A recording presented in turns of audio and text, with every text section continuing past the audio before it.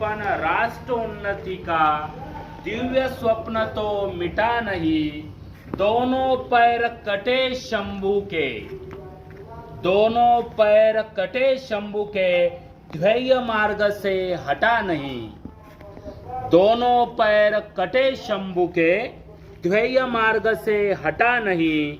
हाथ कटे तो क्या हुआ, हाथ कटे तो क्या हुआ, सत्कर्म कभी छूटा नहीं।